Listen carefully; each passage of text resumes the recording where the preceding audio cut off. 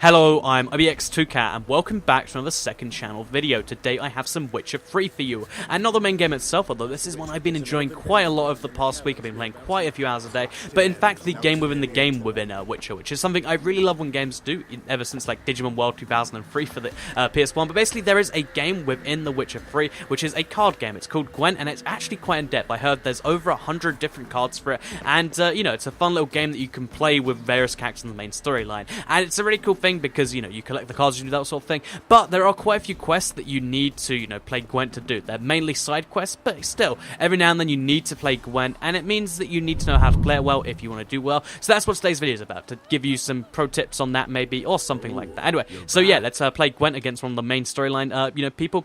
And let's see how well we can do in this one. So, yeah, I'm going to give you some tips as we go along. If you don't know anything about Gwent, I'll hopefully give some basics. But this is mostly people who get the very basics, but want to learn how to actually win, because winning can be really tricky at first. Like, it seems difficult. So, just so you can see my deck here, I do have quite a few really good cards, because I've played a lot of Gwent so far. But even without good cards, a lot of these strategies apply. It's the only one you need. You need to guarantee you have at least the weather cards, these ones right here, and a Commander's Horn or two is very useful too. Everything else, just put the best units you can in your deck, and as many medics, as many, synergies, all this sort of thing. Hero cards, they're great too. As many just good cards as you can, because the thing about most of these cards, unless they're a medic, unless they're a spy, all it is about is this card is just better than this card. There's no question. This one just beats this one in every situation.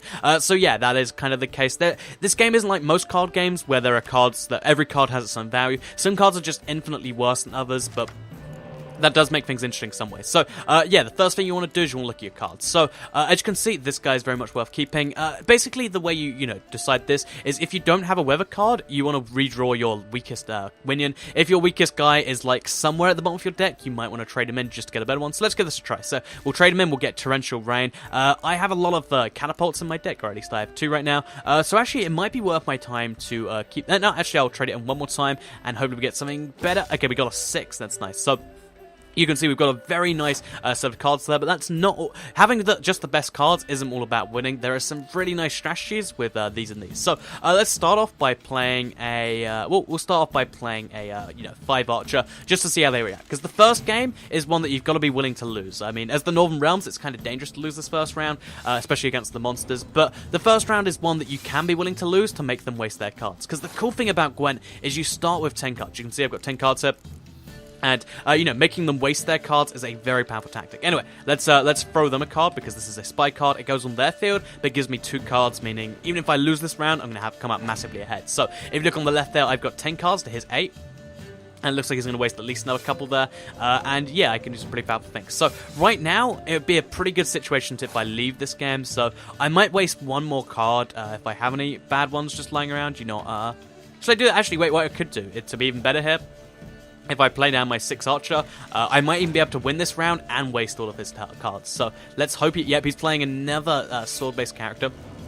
Meaning, now what I can do is, using this weather card I mentioned earlier, I can destroy his front line. Because the thing about Gwent is you don't want to focus all your troops on one line unless you know you're not going to be countered. Or if you know you want to waste those cards so you can counter them next time with no repercussions. So, as you saw just there, I took his, front bench down from, I don't remember what it was before, but it was something like 36 all the way down to 16. Pretty powerful. And next, we'll put in a 6 somewhere. Let's just put in one of the... Actually, we need to put down a 6 we want to win this round. So we'll put down a Trebuchet, and now we've won this round because he's only got 3 cards left. And it looks like the rest of the game is going to be easy, but I'll talk about how we could play even if it wasn't going to be ridiculously easy. Because with 8 cards off this win to his 3, there's no way he's winning this, unless he gets a really good free card. But we'll see how that goes. So first of all, what you want to do on your second round, if you've won your first round, is play down your weakest card first.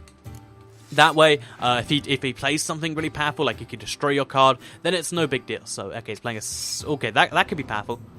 Oh, yeah, okay, so, that's a pretty useful card. So he's got 2 cards left, but he's got a pretty good advantage. However, I do have an ace in my sleeve, and that is my leader card. So, this is one you get really early on in the game. His leader ability is double the strength of your siege units. This is an amazing ability because you start off with this 8 siege unit, it's called the Catapult, and if you double that alone, that's 16 damage for 1 card, and okay, it's just been destroyed. Oh no, he just used it to double his strength. So, he's at 40 right now. This would be dire. Like, he actually got a really decent set of cards right there.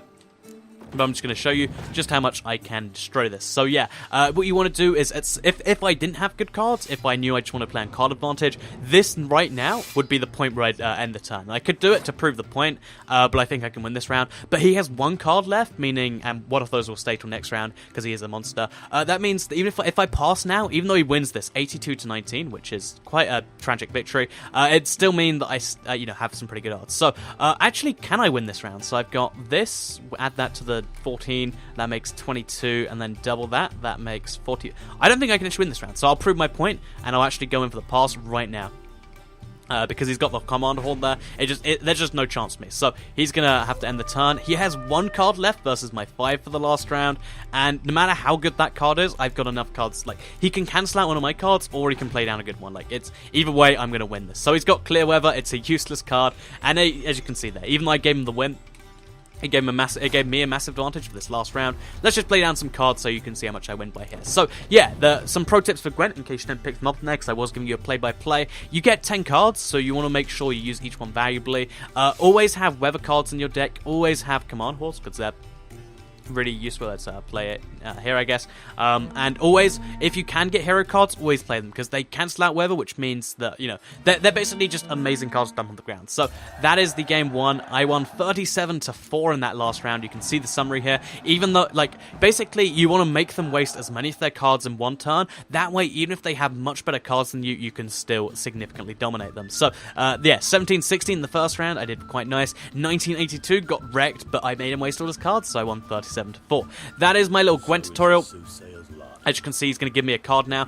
Basically, yeah, you might notice a lot of this is based on just having the best card. So what's he going to give me? He's going to give me Crone, Weaves, and also a unique card, which is... we'll wait till this all shows up. He's going to give me a new card too. But if you want to get lots of more cards, because you do start with a reasonably bad deck for Gwent, go to as many, like, just random merchants as you can, because they will sell you Gwent cards. A lot of them are really useful ones too. So I got a really nice monster card there, and that's cool. So yeah, I hope you enjoyed this video, and oh yeah, second channel, don't care.